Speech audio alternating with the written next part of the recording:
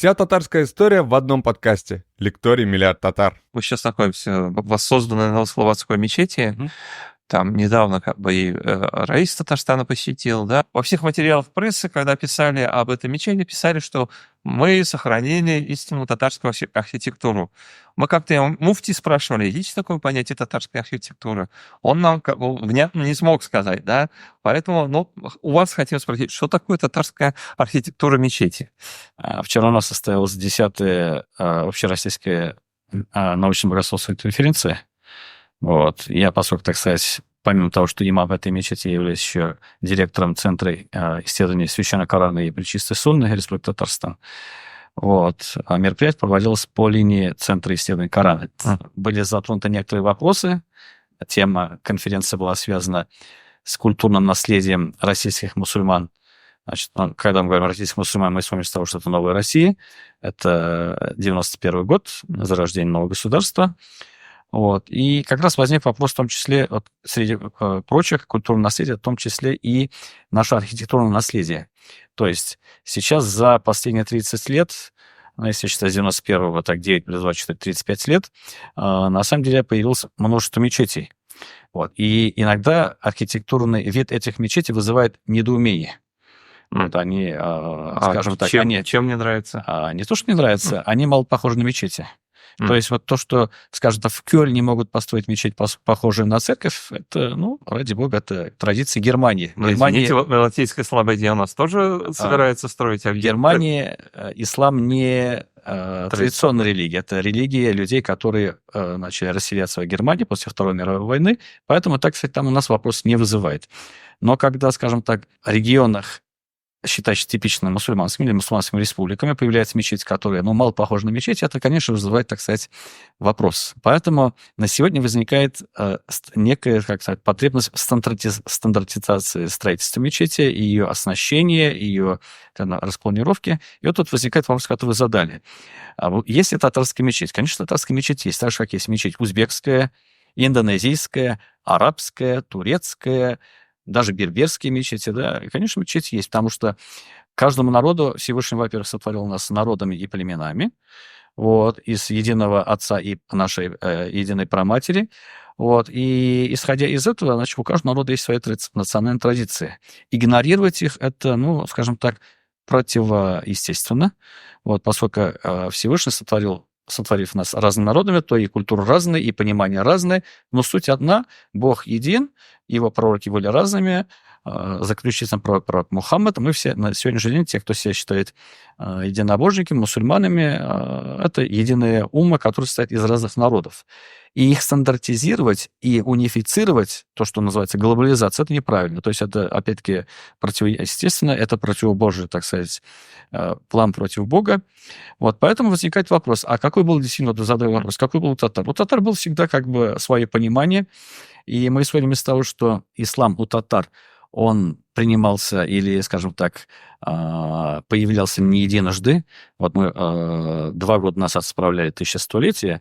На самом деле, мы, так сказать, мало об этом говорим, но на самом деле это было не 1100-летие принятия ислама, это 1100 лет тому назад произошло официальное подтверждение ислама. У нас у татар есть такая традиция, когда нарушается, скажем так, никах, между мужем и женой могут быть разные ситуации. Они в старину, сейчас это редко применяется, редко кто об этом знает, они шли к имаму, хазрату, мулле, и обновляли свой никах. Это называется тадждида никах, никах на джамарту. И поэтому в 922 году, на самом деле, наши предки обновили ислам, обновили свой иман в присутствии посла багдадского халифа, то есть объявили фактически о своем присоединении, официальном присоединении к исламскому мусульманскому миру в качестве северного форпоста. Скажем так, наши предки приняли ислам во времена пророка, мир ему Божий высояния, это очень редкость, скажем так, приняли по своему доброму желанию, а не, скажем так, насаждения и прочее, да. Скажем так, когда мы перечитываем мемуары Ибн Фадлана, там всегда есть такие интересные моменты, когда посланник багдадского халифа спорит с булгарским ханом, правителем, что это так, а это так. То есть ислам уже был, и он был просто, так сказать, были некоторые политические моменты, и они в 922 году, так сказать, наш народ обновил. И вот тогда, если заметить, был уже тогда, так сказать, возникал вопрос, среди прочих, имамы значит, обратились к поддержке багдадского халифа для того, чтобы в том числе он построил каменную мечеть в Булгарах. Вот. То есть вопрос возник тогда уже, что была необходимость, скажем так, построить еще мечеть, которая была, согласно традиции, которые были приняты в Багдаде, в багдадском халифате, при аббасидах. Вот.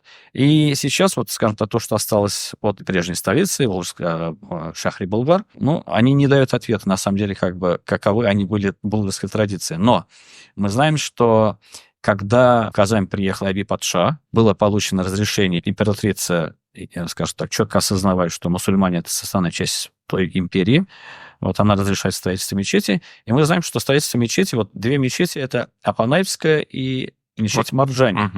И мы, если, как бы, скажем так, с точки зрения архитектуры изучим вопрос, мы видим, что есть 3 зала в мечети. Я в 90-х годах, в середине 90-х работал имамом мечети Марджани, вот, вместе с Абдулхак Хазратом. И вот у нас была такая традиция, что имам или просто мусульманин, который приходит в мечеть, он сначала, входя в мечеть, он приветствует ее. Приветствует 2 раката, тахият намаза. Они всегда его молились определенно в одном зале. Это вот был самый малый зал, там, где обычно хранились старые книги, которые носили библиотекам. Это кораническая библиотека, там в основном Коран был. Вот.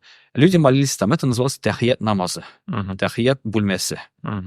Вот. Затем дежурный имам, скажем так, вот сейчас вот только что прошло время иля намаза, 4 раката пред фарзом всегда молились в зале, который назывался сеннет, зал, сеннет бульмесе, то есть вот второй зал. И лишь когда имам отмаливал 4 раката сундат намаза под возглас камата, который произносил мязин, Аллах Акбар, и так до конца, имам входил в большой зал, который назывался фарз бульмесе, фарз тура, фарз залы. И там уже... Где мимбар стоит, да? Да, и он стоял, значит, подходил к мимбару, значит, ставил михраб, и таким образом творился намаз джамаат. Вот этот вопрос как раз очень интересен в каком плане, что тахият, саннет, фарз не могли наши, скажем так, предки, бабаи, которые были очень, скажем так, образованными людьми, взять и придумать что-то такое. То есть это была, если изучить вопрос, опять-таки, с точки зрения национальных мечетей, да, вот Узбекистан или арабы, да, или турки, да, такого явления практически нету. То есть это какая-то, скажем так, архаичная, в очень красивом смысле этого слова, архаичная древняя форма именно, скажем так, планировки мечети. То есть нельзя сразу, вот когда мусульманин просит рай, он должен, как учил его пророк, мир ему Божьему славению, всегда учил просить рай, сразу рай фирдаус, фирдаус джаннатан. То есть в раю нету изменений прописки. Вот как человек попадет, так он там и останется. Вот. Имеется в виду райская часть. Здесь в мире мы можем, как бы, скажем так, менять прописку, строить дом деревянный, каменный, однокомнатная квартира, двухкомнатная, трехкомнатная, да, большей планировки площади. Поэтому не могли наши предки просто так взять и придумать что-то такое. То есть это некая архаичная форма строительства дома для богослужения, мечети в данном случае, да? То есть характерно для нашей местности. Именно для татар. Именно для татар. Я помню прекрасно до того, как ее снесли, Московскую мечеть на Олимпийском, в Выползовом переулке, да? Она была такая же, как Марджани. То есть тоже 3 зала. Я прекрасно помню, какой этот зал был. Это те традиционные 3 зала. Это вот первая форма татарской мечети. Вторая форма татарской мечети, это вот, скажем так, невосстановленная мечеть Султановская, около колхозного базара. Она же действует. Она действует, но она восстановлена не в том плане, в каком она была. То есть она... Так же, как и мечеть Закабанная. То есть у них вот по Закабанной я 50/50, скажем так, уверен, да, но вот по Султановской там вокруг была балюстрада, то есть зал, вот, который сейчас молится, да, он высокий, но по краям всегда был балкон для женщин, да? Для женщин. То есть вот это вторая форма татарской мечети. Она тоже редкая, так, кстати, редкость в мусульманском мире. Вот поэтому мы можем говорить с уверенностью, вот 2 формы, так сказать, татарских мечетей. Да, 2 таких характерных черты для татарских мечетей. Вот. То, что строится сейчас, это в основном как бы, арабское или, скажем так, чисто, или турецкий вариант. Вот. Почему говорим арабское? Это первоначальное, скажем так, при пророке Мухаммаде, мир ему благословение, как раз была такая форма архитектуры. Вот традиционно такая мечеть сохранилась в Самарра. Самарра — это на севере Ирака. Там находится первая спиралевидная такая в виде улитки мечеть, значит, Ухайдыр. Вот. И мечеть, она какая? Она окружена просто стенами, потолка нету, значит, пол песчаный. Вот. И люди молились там. Это как вот мечеть пророка, видимо, да? Да, вот она практически, там 200-300 лет, да, разница в хронологии, но мечеть сохранил такой вот, истинно, как бы, скажем так, именно чисто такой вот пророческий вид пророческой мечети, потому что мечеть в Медине была очень простой, это известно. Вот. Более того, даже, вот, скажем так, если посмотреть на Каабу, у Каабы есть с правой стороны, смотрите, с какой стороны, есть пристрой такой, маленький, небольшой, как бы это, полукруглые там строение. Это Хеджер Исмаиль. Да. Это вот как раз, это тоже часть Каабы. То есть тот, кто заходит вот в эту ограду, он находится в Каабе на самом деле. Почему она такая? Потому что у арабов, когда они перестраивали, восстанавливали, реконструировали Каабу, у них не хватило строительного материала. Поэтому так она и осталась. Недоделанный пророк сказал, если бы не сомнение или, скажем так, возражение, скажем так, вот тех, кто живет в Мекке, я перефразирую, это не точно, как бы, это текст, значит, это значение хадиса, то я бы, конечно же, перестроил бы Каабу. Но, поскольку, так сказать, народ мог неправильно понять, пророк эту затею оставил. Вот. Поэтому мы можем говорить о том, что у татар есть форма, скажем так, строительство мечети. Вот Меде Камиль Хазрат вчера поставил такой вопрос. Вполне возможно, мы возвратимся к этому вопросу уже в рамках духовного управления, потому что на самом деле нужно упорядочить строительство мечетей. Я спрашивал неоднократно, почему происходит у нас строительство мечети, которые похожи на, скажем так, на какую-то парфюмерную баночку или на сказку Аладдина. Вот этим, это непонятные какие-то формы мечети. А мечеть должна быть красивой, она должна ассоциироваться именно с мечетью. Да, хай-тек и все это хорошо, да, но хай-тек не должен занимать большинство, не должен являться большинством мечетей, не должны строиться в стиле хай-тек. Это мое лично, сугубо мое, так сказать, субъективное мнение. Вот. Мечеть должна выглядеть как мечеть. Вот если взять, скажем так, Турцию, да, вот османский стиль. Османский стиль, да, и сейчас, конечно, появляется разное, даже вплоть до того, что в Стамбуле есть там шиитская огромная мечеть, да, и там это мечеть в стиле хай-тек. Вот. Но все-таки основная масса это историческая, это все-таки как бы присущее для османского государства в свое время как бы архитектурный стиль, и он выдерживается. И человек, увидев минарет, скажет, это минарет. А вот, кстати, про минарет. В татарской мечети же минарет посередине крыши, получается, в отличие. Это опять-таки, да, отличие, да. В некоторых, скажем так, регионах, сопредельных, скажем, с Башкортостаном, есть мечети, где мечеть поставлена так же, как султановская мечеть. То есть минарет над входом. И такое есть. Вот. Далее вот интересный момент. Если посмотреть некоторые англиканские и протестантские церкви в Штатах, в Англии, в основном в Штатах и в Канаде, то они поразительно напоминают наши татарские мечети. Вот, вроде бы скажешь так, это... Кого взял? Да, естественно, они взяли, скажем так, кто-то это самое, потому что протестантская версия христианства возникла позднее. Да, позднее. Поэтому кто-то где-то увидел, и иногда смотришь, как бы это, они поразительно похожи на даже деревенские мечети. Они красивые, храм, но это уже, так сказать, не мусульманская традиция, но, тем не менее, как бы это вот, опять-таки, скажем, это минарет, который уходит ввысь, похож на наши, так сказать, эти... Ну вот, как бы продолжая тему мечети, да, как вы сюда попали? То есть в каком году вы сюда пришли, и что из себя представляло? Так, я был назначен сюда в 2019 году. Вот. Что оно из себя представляло? Это было закрытое двухэтажное здание с пристроем с левой стороны, а с правой стороны, или, как если смотреть, с левой стороны. Вот. Здесь внутри была полная, естественно, неуютно запущена и все, так, скажем так, не напоминало мечеть, кроме того, что был михраб. Михраб сохранился. Да, михраб сохранился. Вот. И там одно время устанавливали, значит, прожектор, был кинотеатр, что-то в этом роде, поэтому как он сохранился. Ну, скажу так, если сравнивать с другими мечетями, в 91 году была такая у нас история. Я был назначен имамом Султановской мечети. Вот, до того, как там туда Камиль Хазрат возвратился. Вот, там в михрабе был туалет. Это такой... Да, там было швейное училище, и был туалет именно в михрабе. Вот. Не очень хорошая ситуация была в Бурнаевской мечети. То есть зависело от, ну, скажем так, от тех, кто каким-то образом так вот располагался в мечетях. Вот. Но здесь, в принципе, как бы было запущено, но элементы, скажем так, вот планировки, прочее, они сохранились, и, скажем так, это единственное, что, ну, вот неуютно, это видно, что здание было заброшено. Так, в принципе, как бы... когда его освободили? Или передали верующим в 19-м? Так, где-то в 4 году. Еще в 4 или в 5 году, вот я точно хронологию сейчас не могу сказать. Хозяина не было, получается. Хозяина не было, да. То есть назначались имамы, вот, и, как бы, видимо, не было, так сказать, возможностей. Ну, и так вот там мечеть оставалась.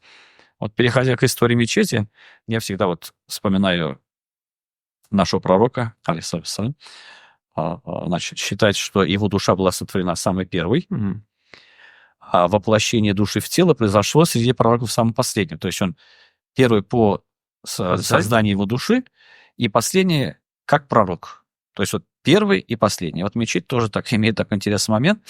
Значит, когда в 40-х годах 18 века был издан такой печально известный этот указ императорский «Все мечети в Казани поломать и разметать».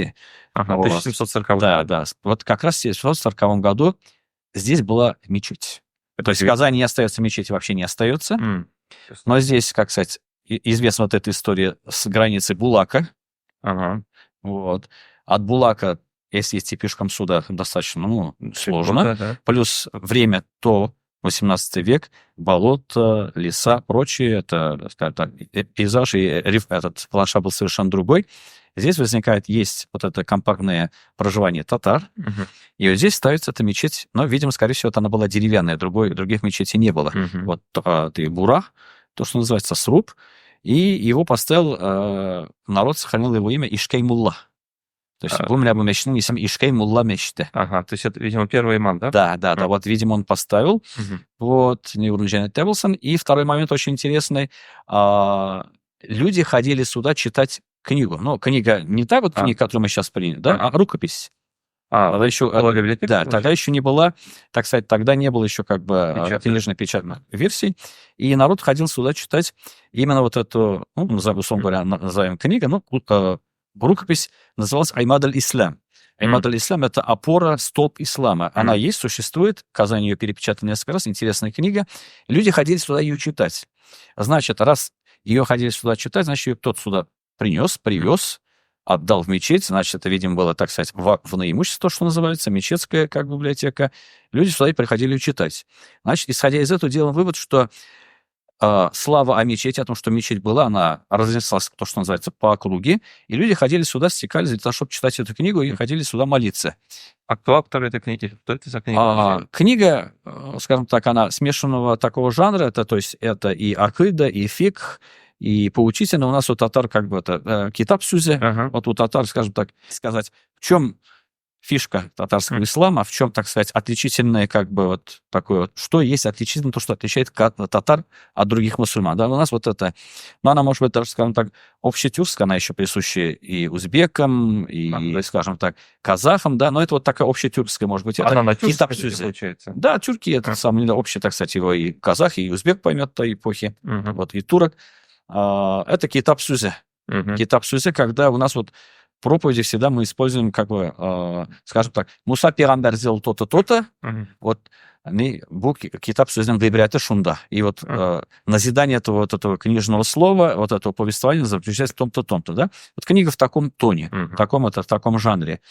1740 год люди сюда приходят, мечеть существует, ее не ломают, ничего не разметать, не поломать.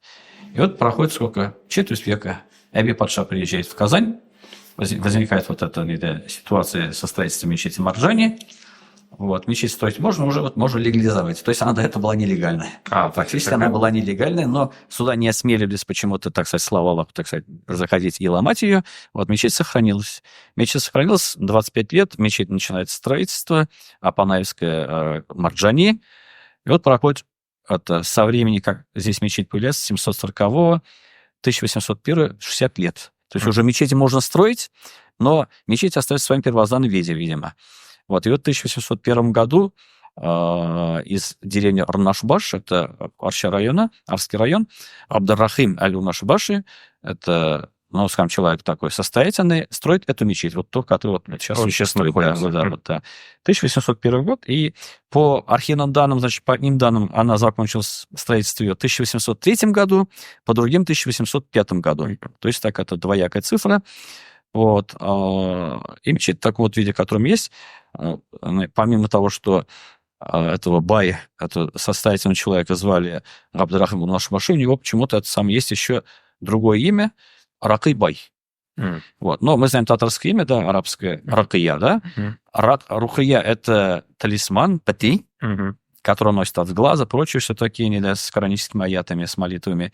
А у него имя почему-то Ракый-бай. Ракы — это шкарюще. То есть человек, который занимался заговорами, который отчитывал там больных, там одержимых, прочее. Поэтому вот он одновременно был и богатым человеком, но просто человека взять, скажем так, это не назвали его ракыем, вот, отчитывающим, да, как бы то человек должен был это делать. Он, видимо, вот это делал, и поэтому по сей день вот эта деревня, она сохранилась, Аллаху шукр, в Арском районе, и считать, что эта деревня очень такая, там всегда были состоятельные люди. Она такая среди других деревень как-то имел такой, так сказать, ну, какое-то отличие, такую черту, она, ну, люди там всегда были такие, это, вот, видимо, поэтому как-то человек взял и поставил эту мечеть. Вот, вкратце, ну, и потом самое интересное, скажем так, имена всех хазратов, имамов, которые работали в этой мечети с 1801 по 29 до момента закрытия, имена, они все известны. То есть... Да, мы как бы, так сказать, раз в месяц так все поименно их упоминаем. Каждую пятницу мы как бы говорим от Махмуда бин Мухаммад и Кашаф-ад-Дин Хазрат Тарджимани. Но раз в месяц мы всех как бы упоминаем, и всех, так сказать, поименно. Да. И Тарджимани известен тем, что его говорят заместитель муфти. На самом деле это не совсем верно. Он не заместитель муфти. В арабском языке есть такой термин, называется каим-макам. И он хорошо употреблялся при османах. Каим-макам — это на самом деле местоблюститель. То есть он фактически исполняющий обязанности был, муфти, а не заместитель. Заместитель он быть-то был, но он был каим-макам, то есть он был именно исполняющий обязанности муфти, когда уже муфти, так сказать, фактически этого не было. Да. То есть вот поэтому, так сказать, мечеть достаточно интересная, у нее история интересная.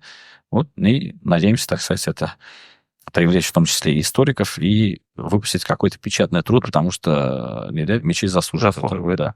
Ну, вернемся в 19 год, то есть вы как бы описали, как это все выглядело, и как удалось. То есть как бы вот до вас там с 4 года никому не удалось. Что за чудо произошло?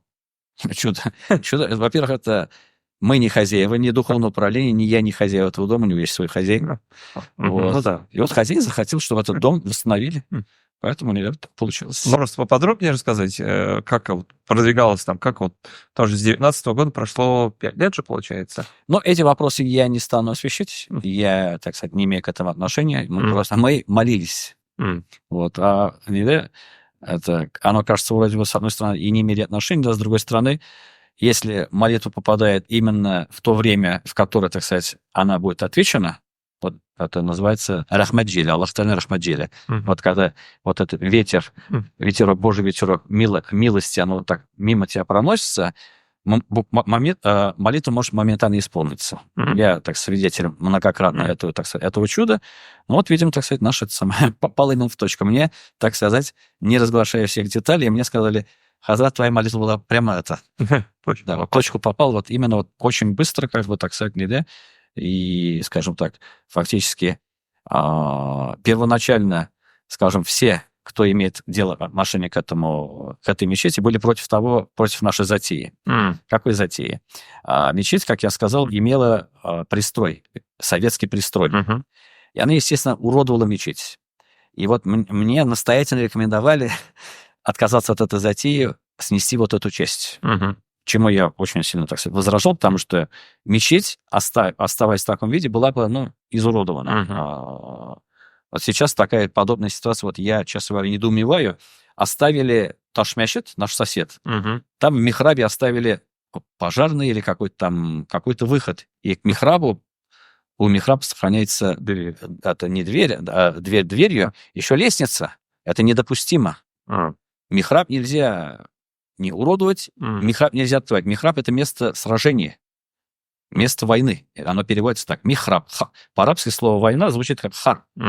Военный или солдат называется харби. Харби, каштяр, военные силы, армия, да? А михраб переводится место сражения. С кем сражается? Имам стоит, он стоит, смотрит в сторону кыблы, а все те, кто стоит за спиной имама, да? Имам воюет с шайтаном. Потому что шайтан в это время достаточно очень активен, имам может ошибиться, может не то зачитать, прочее, это достаточно как бы это. Поэтому михрабы открывать нельзя, так что могилы, да, вскрывать. Нельзя там пристраивать что-то, это должно такое особое место. Вот здесь почему-то это. Так вот, у меня тоже как бы такая была ситуация в том плане, что меня настоятельно рекомендовали, скажем так, оставить вот это затей, не трогать. Типа у вас будет площадь хорошая, прочее. Да, но я исходил из того, что, как бы, скажем так, это не оригинальное строение, вот, и оно не имеет права, так сказать, уродовать собственную историческую как бы красоту. Вот. На это ушло у нас 2 года. Вот. На снос, да? Да, на снос. Вот в прошлом году ее снесли, и как бы это самое, началась работа. Первый момент. И второй момент, почему затянулось. На самом деле, как бы с 2019 года, а сейчас 24 год, но вроде она так 5 лет, да? Но с другой стороны, да, как бы это немного, да, но в принципе, скажем так, охота же сразу, 100 лет она уже стоит как бы запустение, да и охота ее как бы это запустить. И вот получается следующий момент. У нас у татар есть такое ходить в туалет у нас по-татарски переводится как тышхощевар. Вот, тышхощевар.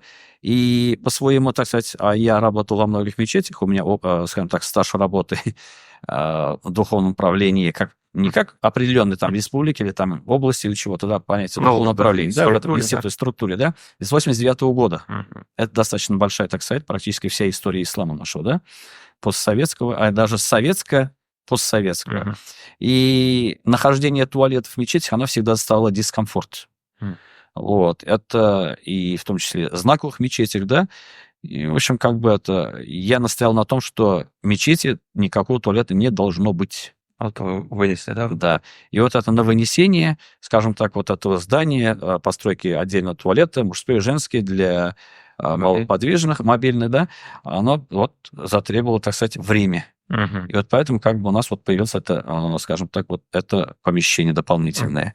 Вот. Но я считаю, это победой в том плане, что сейчас некоторые хазраты, услышав такое, так сказать, ноу-хау, начали, так сказать, тоже приниматься, думать. Некоторые уже, скажем так, мечт анилер, оно уже как бы объявило сбор, что вот народ помог, так сказать, вывести туалет за пределы. Вот. В мечети, в которой я в свое время работал, мечеть Булгар на Мусина, тоже туалет выведен. Была очень серьезная как бы там ситуация всегда. Вот. Выведен на улицу. То есть это вот благое дело. В данном случае, так сказать, не горжусь, но считаю, что это хорошее дело, потому что в мечети не должно быть туалетов и других этих. Более того, в мечетях даже, скажем так, считается, скажем так, не приветствуется, скажу так, термин употреблю, ночевать. То есть, но сейчас это необходимость, потому что у нас, скажем так, есть сторож, да? Вот. Это необходимость, просто необходимость. А необходимость, она разрешает даже иногда, как бы, скажем так, некоторые моменты такие достаточно щепетильные, да?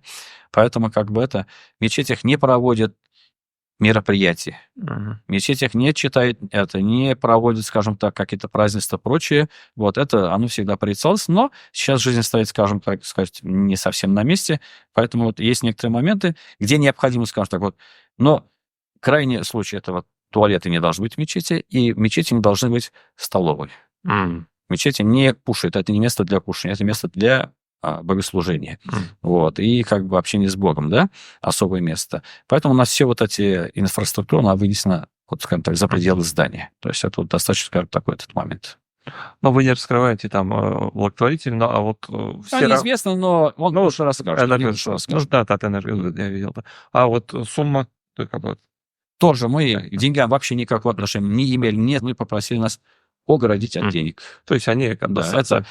Мы вообще абсолютно за деньгам не имеем никакого отношения, через нас не проходило, мы вообще к этому вообще никакого отношения не имеем. Вы задумывались, почему вы как бы с 89-го года в структуре духовного управления разных, и почему Аллах Всевышний вас послал сюда?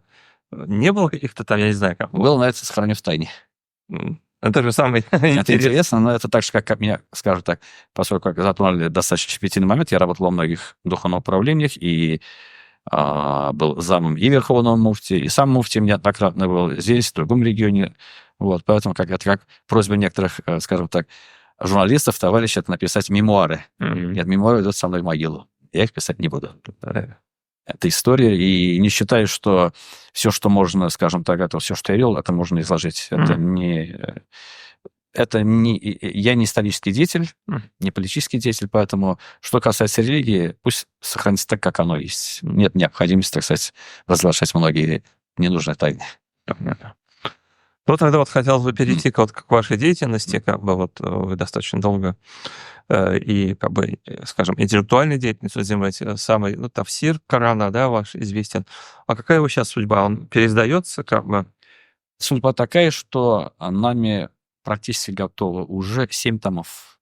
Это было, на самом деле, последние 20-30 лет, вот как раз есть такая, скажем так, мода, можно в кавычках назвать, вот такая тенденция переводить смыслы Корана. Вот смысл Корана, что в свое время, есть перевод Крачковского. Кто-то его хвалит, кто-то его ругает. Да, на самом деле это, во-первых, это черновики, вот. А во-вторых, скажем так, это академическое издание, да. Академическое издание ценно тем, что он туда практически ничего не добавляет, он дает так, как оно есть. Подстрочник, да, как с арабского на русский язык. Тем более арабский перевод с арабского на русский, он более легкий, чем, скажем, перевод на тюркский язык, в частности, в татарский, да. Вот этот момент. Почему? Я не знаю, почему, да, но это факт. То есть более приспособлен? Он более приспособлен к русскому языку, да. На татарском, на тюркских языках он менее приспособлен. То есть там ломается структура предложений, у нас другая эта версия, да. Вот этот момент очень интересный, но это дело филологов уже, да. Филологов-коранистов. Вот. Я в свое время сделал именно перевод значений. То есть слово. Иногда там возникает, скажем так, мой оппонент в свое время опубликовал статью, это неграмотно, это потому что как это вот так вот. А на самом деле это вопрос не в грамотности, а в том, что это слово. Есть скажем так, употребляют слово применительное к классическому труду, академический перевод смыслов Джалялей, это известный тафсир, и два, хазрата из Асьюта, Суюты, они опубликовали, один начал, другой закончил, да, и это фактически то же самое, то есть это для арабов, которые владеют арабским, арабов, но которые не владеют кораническим арабским языком, потому что арабский язык и коранический арабский язык — это разные вещи. Это разные вещи, плюс, помимо этого, Коран, скажем так, просто даже на арабском языке Коран читать это достаточно сложно, потому что применяется множество, скажем так, филологических приемов. Например, в предложении отсутствует глагол. То есть просто какое-то слово просто берется, и оно просто, скажем так, изымается. То есть это автор Всевышний изъял, и это дает возможность, скажем так, множество толкований. Далее Коран, он ниспослан на 7 версиях, то есть опять, да, харфов, да, то, что называется, да, опять-таки, скажем так, да, дальше Коран читается не на одном, а на множестве вариациях. Это у нас, 80% мусульманского мира читает его Хафс от Асыма. Это один вариант, да, а там Варш, Калун от Нафия, да, это совершенно другой вариант. Это вроде Коран, но произношение одной, скажем так, одной гласной меняет структура, но при этом это Коран правильный. То есть это версия Корана 7 наречий, да.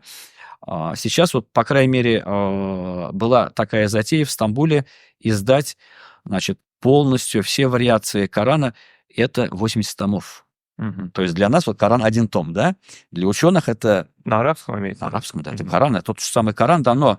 рецитация. Да, рецитации, да. Причем еще рецитации это большие и малые и прочее, да. 80 томов. Дай Аллах, что это получилось, потому что это великий труд, потому что такого труда нету, чтобы собрать все воедино, да. Но, тем не менее, это перевод, возвращаясь к переводу, да, это была просто такая, скажем так, затея именно представить перевод смыслов. Джалялейн, который я упомянул, он в некоторых моментах этот перевод смыслов, он его дополняет необходимыми дополнительными, как автор этого труда, он вставляет туда свои дополнительные, скажем так, комментарии, небольшие, 2-3 слова, иногда одно слово, да, но который дает, скажем так, расширяет понимание того, что называется перевод смыслов. Поэтому как бы вот и у меня затея была дать перевод смыслов, а потом его растолковать. То есть у меня как Этот семитомник, я понимаю. Да. Вот этот семитомник, он как раз, он опять-таки перевод в каком смысле? Вот так, вот пример. Ну вот, даже вот здесь, да, вот это очень малоизвестный тафсир аль-Кур'ан Карим. Это «Свет двух лучей», да, это сенегальский автор. Он неизвестен в арабском мире, но вот книга, скажем так, она 20 томов с лишним. Вот. Чем он интересен? Он интересен, потому что он переработал множество классических тафсиров, и он дает выжимку из этих классических тафсиров, и он растолковывает. Вот как вот его объяснить? Смотрите. Это вот, Африка же, да, получается? Это Африка, Сенегал, да, интересный как бы регион. Вот коранический аят, да, он или дает с помощью ставок, размышляя, он распасовывает, объясняет, вот доводит до того, чтобы человек это мог понять, да, или же, вот, к примеру, вот, ну, скажем так, вот здесь очень интересно, почему интересен, данный тафсир.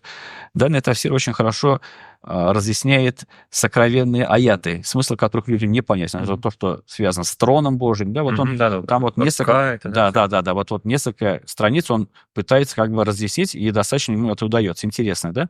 То же самое затея, значит, есть перевод смыслов, далее есть короткий тафсир, с помощью 2-3 слов пытаться объяснить смысл тафсира, и есть полноценные тафсиры. Они вот, ну, это хороший тафсир, 20 томов, да, но он не все еще дает. Есть, скажем так, тафсир, ну, где-то это под 80 томов, такие тафсиры есть, да, то есть это процесс бесконечный. На эту жизнь не хватит, поэтому, так сказать, как бы это вот затея, это 7 томов, скажем так, не знаю, как удастся выпустить свет в виде печатного или как оставится это в электронном варианте, но он, скажем так, уходит от перевода смыслов, то есть, насколько возможно, я пытаюсь дать толкование, да. Бывает, где, как бы, вот, скажем, вот аяты, связанные, скажем так, с атрибутами, да, есть же 2 версии, скажем так, 2 направления. Оставить текст, как он есть, или же попытаться его аллегорически истолковать. Да? И, естественно, у каждого есть сторонники и противники, поэтому, ну, это тоже, так сказать, нормально. Вот. Истина только одна. Вот. Поэтому, как бы, вот, затея такая, ну.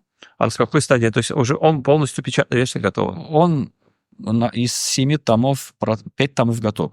2 тома в таком... То есть это перевод на татарском, правильно? На татарском, да, на татарском. У меня есть отдельный, как бы, это, там, сам Хафтиек Шариф, да, попытка, как бы, это, опять-таки, считаю попыткой, потому что это не полные тафсиры, хотя по сравнению, скажем так, с толкованием, а с переводом смыслов, это как тафсир выглядит, да, но для меня, вот, скажем так, человек, который издал там 20 лет, зато он сейчас уже неполноценный. То есть, ну, это нормальное явление, я считаю. Вот, как бы, скажем так, дети всегда хочет, так сказать, чтобы оно было получше. Вот, ну, вот так вот. А вот, ну, вот в России же много выходит тафсиров, там и вот там и духовное управление наше тоже выпустило. Как вы оцениваете уровень этих? То, что выпустил духовное управление, они используют в том числе и мой труд, это квинтэссенция, то, что нужно знать, да, это хорошо, это так, хорошая работа получилась. Критики тоже критиковали, но это тоже положительный момент, потому что критика критикует, они пытаются за что-то, так сказать, зацепиться и найти что-то. Да, на самом деле, так сказать, это просто критика. Критики всегда, если они критикуют, они должны представить более лучший вариант. Но пока такого мы не видим. Вот. То, что выходит много толкований, много переводов смыслов, это положительный. Я считаю, это положительно, потому что Коран настолько богат, ну, скажем так, слово «богат» — это не то слово. Вот. Он бесконечно, его можно, так сказать, это передавать. Смыслы, да, совершенство — это Божие, так сказать, чудо, то, что называется «аль-аджаз», татарщина маржиза. Вот, поэтому как бы это вот неподражаемость, вот это кораническое совершенство человеческому его не сможешь никогда оценить. Каждый раз, когда читаешь Коран, там делаешь хатам, всегда где-то вот находится 100, на котором ты его 30-40 раз уже прочитал, но вот там что-то такое. Вот это, оказывается, то, что это самое. Вот когда люди говорят, нет в Коране, нет в исламе 3-го, 7-го, 40-го, то, ну, это, скажем так, от лукавого. Вы не можете постичь. Один вот Хазрат говорил, что это самое... ты, типа, это не прав, потому что ты призываешь там проводить эти 3, 7, 40, и я сейчас сторонник этого вашего, да. Почему? Вот почему нельзя? А ее в Коране нету. А в Коране ты мне вот покажи много. Там написано там вот читай 5 намазов, плюс еще 6-й витр. Написано? Нет. А почему ты читаешь? Или почему ты так делаешь, вот это делаешь, вот это делаешь? Ты можешь его показать мне Коран? Нет. Потому что наши 2,5% наших мозгов, они не в состоянии эту книгу оценить. Мы ее оценим просто чисто случайно. На все есть ответы, но раз ты не можешь найти ответ, ты не имеешь права говорить, что этого нету. Ты должен сказать, я не знаю. А это верх совершенства твоего знания. Но люди, так сказать, пытаются сказать, что они все знают, поэтому получается так. Продолжая тему Корана, сейчас и вы активно пропагандируете Озан Басмасы, вот это первый Коран печатный, да? А почему это важно? Почему не устраивает? Сенегальский Коран, почему нам не подходит? Сенегальский Коран, и, к сожалению, здесь это коллекция, она не мечетская, сказать, центр, поэтому сказать не могу. Но, скажем так, это вот, когда подумаете, можете так это... Вот у нас в мечети выставленный дар посольства Алжирской Народно-Демократической Республики. Кстати, это одна вот из редких наших посольств, скажем, посольств в Москве, которая всегда активно, так сказать, с мусульманами России всегда работала. Вот. И не все люди могут прочитать. Это первое. То есть шрифт, да? Шрифт. У Корана есть две составляющие. Скелет, новоизданный Казанский, да? Узнаваемый. Да. Вот. А вот это алжирский, да? Это Ривая Варша от имама Нафия, да? Вот. Они, видите, вот они в плане шрифта, они разные. Это разные. Это первый момент. Вот эти, если убрать вот эти вот слова, да? Если убрать вот эти точечки диакритические, убрать вот эти огласовки, это будет скелет. То, что называется расм османи. И вот это расм османи позволяет это слово как раз огласовать по-разному. Вот эта огласовка уже в арабском языке называется длабат. Длабат это на самом деле, ее можно перевести как настройка. Вот музыкальный инструмент настраивает, да, чтобы она зазвучала. То же самое здесь. Длабат, оно вот как его настроишь, так он и зазвучит. Поэтому почему мы, скажем так, это сторонники Казанского Корана? Во-первых, прежде всего, это есть, конечно, опять-таки, скажем так, дискуссионный момент, то, что первый Коран все-таки Санкт-Петербургский и прочее, но я скажу, что Санкт-Петербургский Коран, он был издан в политических целях. Это связано с казахскими ханами, землями, да, поэтому он не был предназначен для мусульман как таковых, да. Тот же самый человек, который, скажем так, написал изображение букв, потом они отлили, прочее, все это, тот же самый человек в 1803 году в Казани уже издает Коран для мусульман. Мусульмане издают Коран для мусульман. Не для политических целей, не для миссионерских целей, да, а именно для самих мусульман. Поэтому это очень важно. До этого все пользовались и после 1803-го, и до сих пор еще есть люди, пользующиеся именно рукописями, да? Но время рукописи, оно все-таки ушло. Поэтому это затратно, это долго, и вот сейчас, вчера Муфти сообщил о том, что уже работа над рукописным вариантом нового Корана завершена, вот, но видим, что оно потребовало время, да? И тем более, скажем, печатная версия, она ее более легче и быстрее проверить, нежели, скажем так, рукописная, да? Вот. И в чем важность Казанского? Прежде всего, мусульманин для мусульман издал. Далее А кто это был? Абдулязиз Бурашев. Абдулязиз Бурашев. Тоже из татарин. Да, он татарин. Вот. Букву рисовал Мулла Исмаил. Вот, тоже татарин, и вот в этом вопросе мне не нравится, скажу так, честно скажу, мне нравится, как эта роль внука Аби Патша замалчивается или так не уделяет должного внимания. Фактически Павел отдал эти буквы, сказал мусульман, вот они нам зачем? Вот пусть мусульмане сами печатают. То есть вот это именно набор он подарил, и именно этот набор из Петербурга был перевезен в Казань. Типографию университета. И благодаря этому шагу, это государственный шаг. То есть ему сейчас так должного внимания не придают этому шагу. А это, скажем так, это исторический факт. Вот. Это было бы хорошо, так сказать, зафиксировать и как-то чтить этот момент. Так же, как мы чтим Аби Патша, которая приехала и сказала, да. А вот он сказал, это дело для мусульман, это для мусульманской книги, вот пускай печатают, это их имущество. Сказание правил, да? Вот. Поэтому это наша история. Вот. Если исходить из того, что когда арабы начали печатать, это сколько времени прошло, сколько они сопротивлялись этому, да, турки сколько этому сопротивлялись. Венгры в итоге первую печать. Персы сколько этому сопротивлялись. Сколько этому сопротивлялись другие народы, да, татары впереди планеты всей, поэтому взяли и напечатали первый. Вот, это Бабайчик, да? Вот, ему впервые в 70-х годах в Каире он увидел Казанский Коран. Каире, он заинтересовался, он иракец. Ганем Кудури. Да, Ганем Кудури, да. Ага. Да. Это вот у нас большая такая международная конференция была. Вот он там с коллегой ходил как раз в курсе. Если не ошибаюсь. 25 стран участвовало, причем очень именитые ученые. Вот. И в чем знаменита эта, так сказать, конференция? Приехал, он сделал доклад, вот, а потом, услышав, так сказать, еще мнение других коллег, вот он приехал, возвратился к себе и написал вот этот книгу на арабском языке. Мы ее перевели. Вот, я вам покажу ее. Вот. Это вот, ну, скажем так, единственное в своем роде, она на арабском, мы перевели на русском, единственное в своем роде, это вот полноценный труд, посвященный именно Казанскому Корану. Поэтому мы ее перевели, потому что книга важная. Вот. А в чем, значит, история появления этой книги? Некоторые, значит, ну, скажем так, необъективные арабские ученые, они долго смеялись над Казанским Кораном, вот типа вот такие буквы, такие примитивные, прочее. Ну и пытались показать, что это оно так в себе. Вот данный, скажем так, товарищ, ученый-профессор, он на основании источников, прочее, во-первых, у него имя мировое, и он практически, ну, скажем так, наверное, ну, скажем так, это вот так последний из магикан, который практически все, что связано с Кораном, ему известно. То есть вот именно про описание Корана, да, энциклопедист, ученый, он тоже из рода пророка, вот, старший внук имам Хазрат Хасан.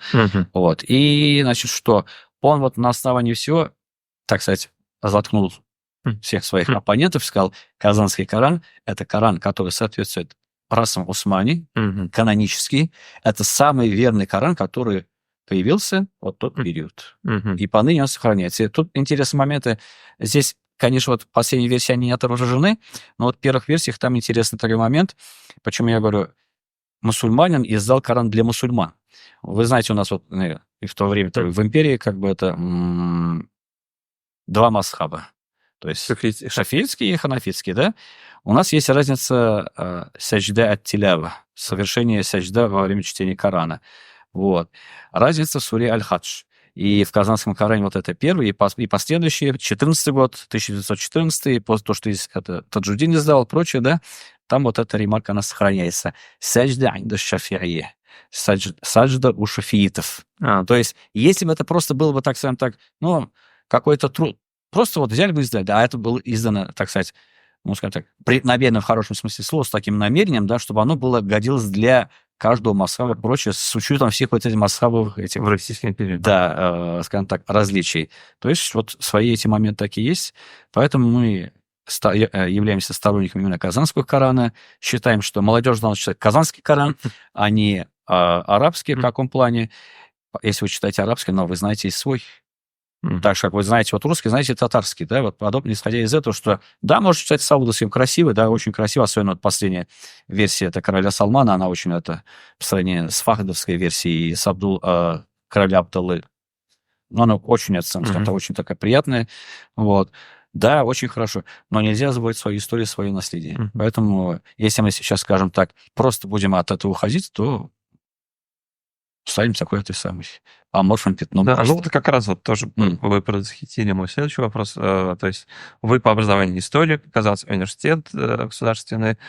Помимо этого, вот как бы 89-й год вы начали 1000-столетие ислама, то есть празднование вы переводчиком, и, по сути, тоже историческое событие, да, связано с историей, да, то есть как бы, ислам национальность, это как бы, насколько вот эта связка важна и нужна? 49-я сура под названием Аль-Худжурат, комнаты, да, покои, там как раз ясно сказано, что Бог сотворил нас из мужчины и женщины, народа и племена. Для чего он их сотворил? Для того, чтобы они жили в каком-то унисоне, в разнообразии. То есть вот есть единое целое, вот это ислам, да, ну это вот стебель. А лепестки цветка, они разные. То есть вот то, что хорошо для... Вот пример маленький, да, скажем так, вот у нас у ханафитов скажем так, вкушение, поедание креветок, мидий и прочее морской такой гадов, оно порицаемо. Но вот в Индии мусульмане в основном ханафиты. Часть живет, скажем так, это рядом у моря живет рядом с шафиитами, Малабар, да, вот это Гова, прочие все эти места. Есть такая фетва, которая, скажем так, для индийских ханафитов-мусульман позволяет поедание креветок. Это их национальная пища. То есть вот здесь вот момент такой, масхабовый момент, входит противоречие. И ученые масхаба, ханафитского в Индии издали фетву, что это их традиционная пища, поэтому в данном случае оно порицаемо, оно никак не может быть, если это их не пища. Конина? Не конина, креветки. Не, у татар конина это. А у татар конина, да. Вот то же самое, да, у арабов, у турков это порицаемо, да. Вот.